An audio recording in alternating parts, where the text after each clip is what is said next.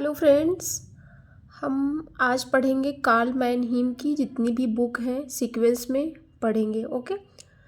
Sociology के thinkers से हैं एक कार्ल मैनहीम, हम उनकी बुक्स पढ़ेंगे सीक्वेंस में। तो फर्स्ट बुक है इनकी the problem of generation. The problem of generation इनकी बुक है, 1928 में आई थी। एंड इनकी सेकंड है ideology and utopia. Ideology and utopia ये इनकी बुक आई थी 1929 में। एंड सेकंड है man and society in age of reconstruction. ये बुक इनकी आई थी 1940 में आई थी। ओके। तो नेक्स्ट है फोर्थ इनकी बुक है कंजर्वेटिज्म। कंजर्वेटिज्म में एक रूढ़िवादी बुक है इनकी, रूढ़िवादिता से संबंधित है। ये बुक आई थी 1936 से लेकर 1986 में। ये 86 में ये वॉल्यूम में आई थी। ओके। हम नेक्स्ट देखते हैं diagnosis of our time. Diagnosis of our time इनकी बुक आई थी ये 1943 में। Diagnosis of our time.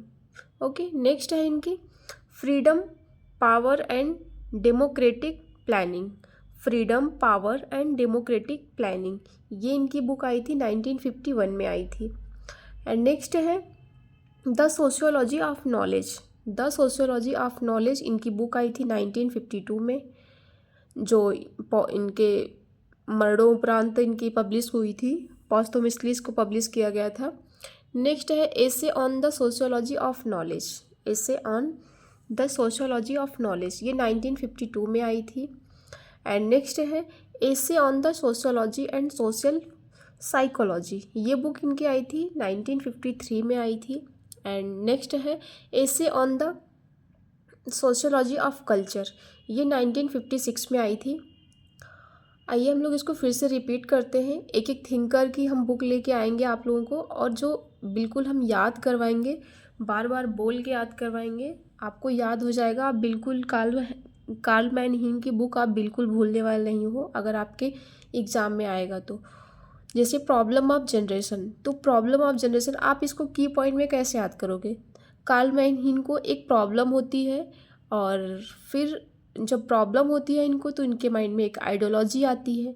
Ideology आती है, वो भी कैसी आइडियोलॉजी आती है, मैन एंड सोसाइटी के लिए। कैसी आइडियोलॉजी आती है, मैन एंड सोसाइटी के लिए। और वो भी जो मैन एंड सोसाइटी कैसा, मैन हमारा सोसाइटी अक्सर कैसा है, बहुत कंजर्वेटिव है। तो इनकी एक पुस्तक है कंजर्वेटिज्म, तो बहुत कंजर्वेटिव माइंड के हैं। और फिर जब कंजर्वेटिव माइंड के हैं तो फिर उनको डायग्नोस करना पड़ेगा, है कि नहीं। जब उनको डायग्नोस करना पड़ेगा, फिर उसके बाद जब आप डायग्नोस करेंगे उस चीज़ को, फिर आप उनको फ्रीडम एंड पावर दोनों दिला सकते हैं। क्या दिला सकते हैं, दोनों, फ्रीडम भी, पावर भी, और democratic planning, freedom and power दोनों दिला सकते हैं। और भी फिर जाके सोशियोलॉजी को क्या होगी, समाज को एक नॉलेज मिलेगी, सोशियोलॉजी ऑफ नॉलेज। फिर उनको सोशियोलॉजी ऑफ नॉलेज मिलेगी। फिर उस पे जब उनको नॉलेज मिल जाएगी तो उनको एसे लिखना होगा। एसे किस पे, जब उनको सोशियोलॉजी पर एसे लिखना होगा, सोशियोलॉजी एंड सोशल साइकोलॉजी पर एसे लिखना होगा। एंड इनको 3 एसे लगातार लिखने होंगे, ठीक है। Essay on the sociology of knowledge, essay on the sociology and social psychology, और essay on the sociology of culture. अब इस तरीके से इस बुक को याद करोगे तो आपको 100% याद हो जाएगा और आपको एग्ज़ाम तक बिल्कुल याद रहेगा। ओके। हम लोग फिर से एक बार रिवाइड करते हैं। The problem of generation, ideology, problem कैसे आई, जब उनके कार्ल मैनहीम के माइंड में एक प्रॉब्लम आई, तो प्रॉब्लम जब आई तो उसको भाई सॉल्व करने के लिए फिर उनको आइडियोलॉजी बनानी पड़ेगी। वो भी आइडियोलॉजी कैसी थी, मैन एंड सोसाइटी के बीच में की थी। और मैन एंड सोसाइटी अक्सर कैसा होता है, कंजर्वेटिव होता है। और जब कंजर्वेटिव है तो उसको डायग्नोस करना पड़ेगा।